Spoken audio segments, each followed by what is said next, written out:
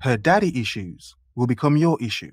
You can't love a woman who's never been loved. Don't talk to me about love. She's never had love from the first man who's supposed to love her. Her daddy, father, dearest, daddy. So my dad left me when I was young, very young, under 10. And I remember I used to look out my bedroom window wondering when he'd come back for me, when he would come and visit. And he ended up coming back, I think when I was about 10 years old, and I ended up being terrified. I found out later he didn't like the way I looked. I never saw him again after that. So because no one ever talked to me about my dad, why he left, how he wasn't able to offer healthy love, stability, how he had low self-worth, how he was abused, any of those things, I internalized a belief system based on what I experienced. And any man who's ever dated a woman with daddy issues, I mean, you know this already, don't you? A lot of her thought process in terms of men is going to come from her hurt. The hurt she felt from daddy. I've never felt that. The lack of love, lack of care, warmth, and comfort that she never got from daddy at all. Sadly, for a lot of women, they have a skewed view of relationships, genuine affection, and care. For the man dating a woman like this, she's going to put you through a lot of hell for many reasons. One key reason is you do not act or behave like the first man who was supposed to love her.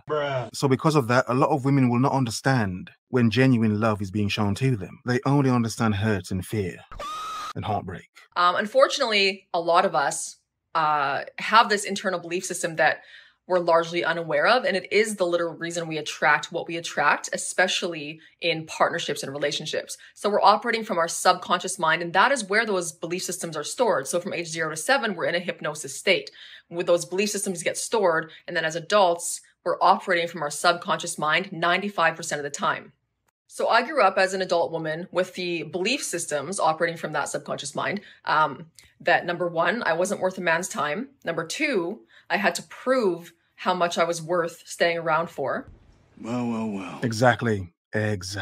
And this goes back to the bare minimum topic. A lot of women with traumatic childhoods who now suffer from CPTSD, Jennies, as I call them, a lot of these women don't understand you don't need to prove yourself to certain men. Men can see your worth as a woman, for the most part, a lot of men, but because of a lack of daddy's love, these women believe they have to prove themselves to a man they like or want.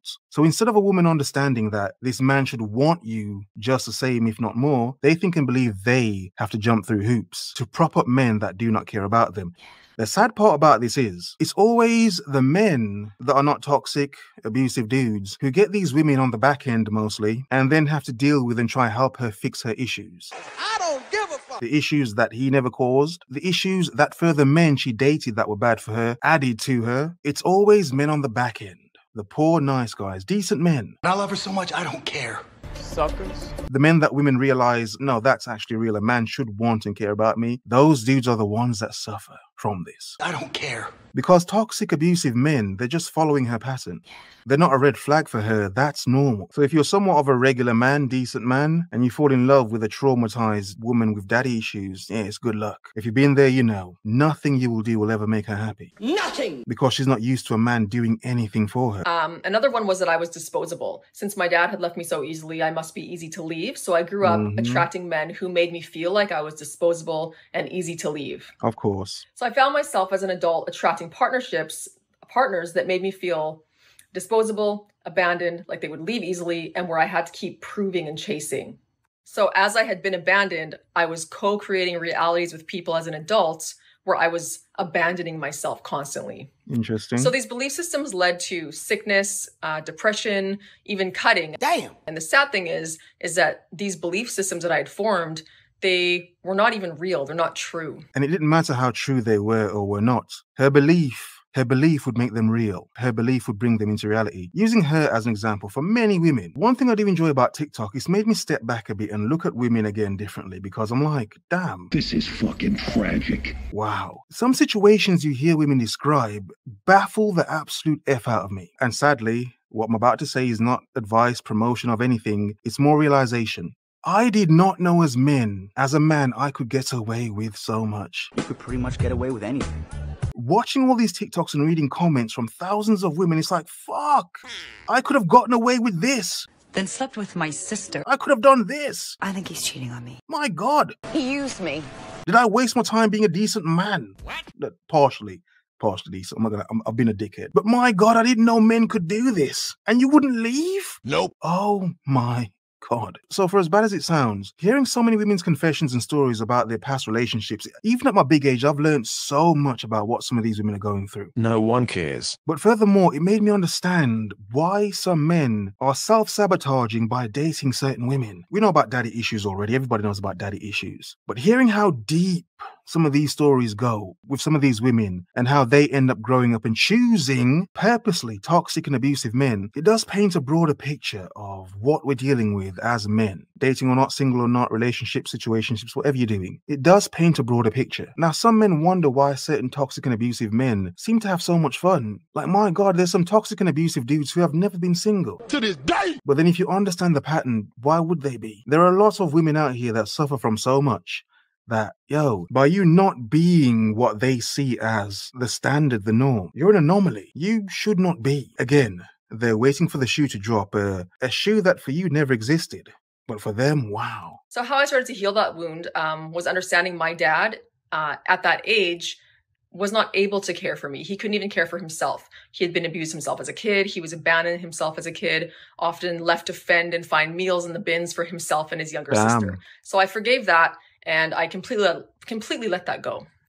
My dad finally reached out a year ago. We hadn't been in touch since that incident when I was about 10. He was just hoping to talk. At the time, I had made the decision not to. I just thought I would wait a bit longer. Unfortunately, he died on the line with 911. I believe he was having a stroke. So I never got that opportunity, which was difficult, but I've now made peace with it. So I really was committed to healing deeply my subconscious mind. And one way that I did that was through hypnotherapy and rapid rewiring, which I now teach.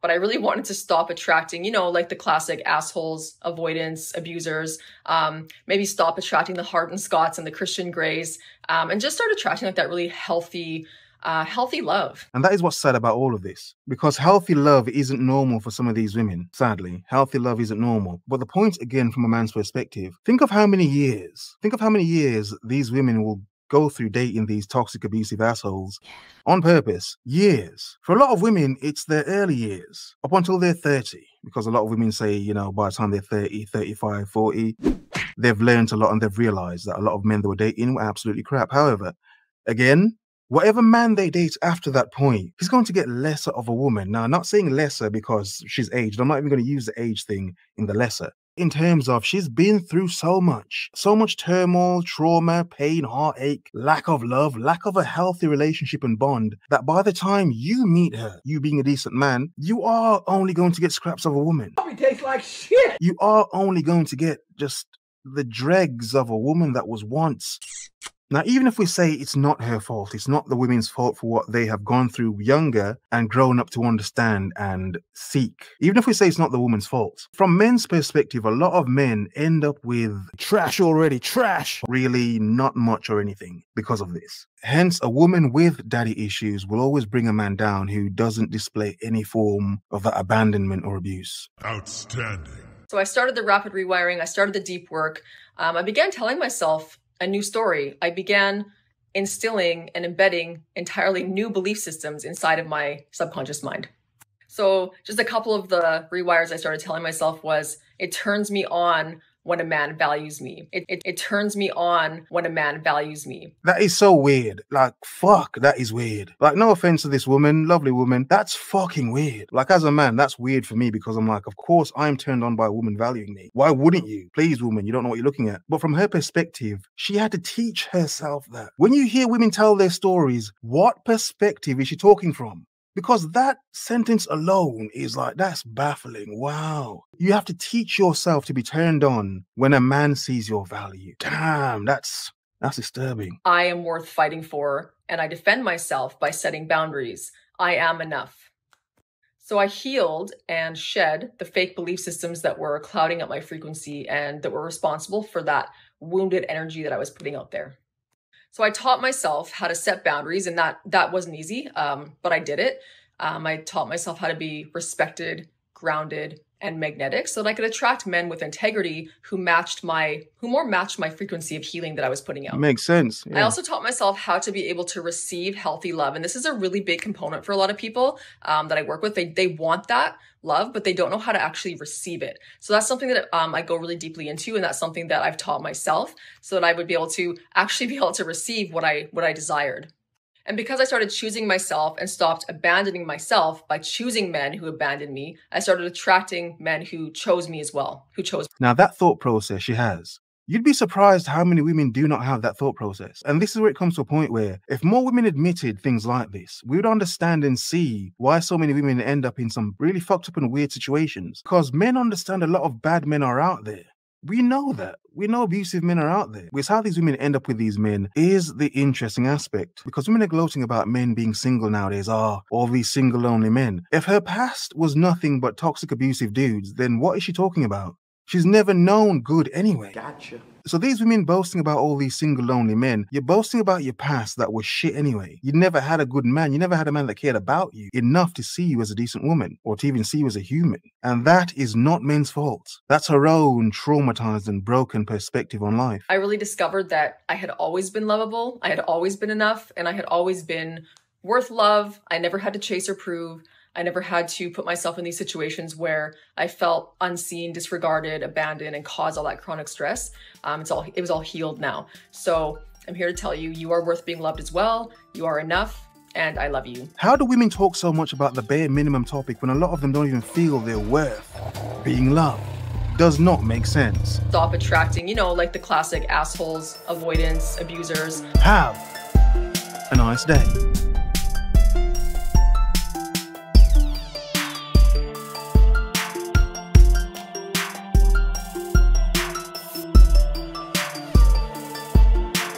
This is fucking tragic.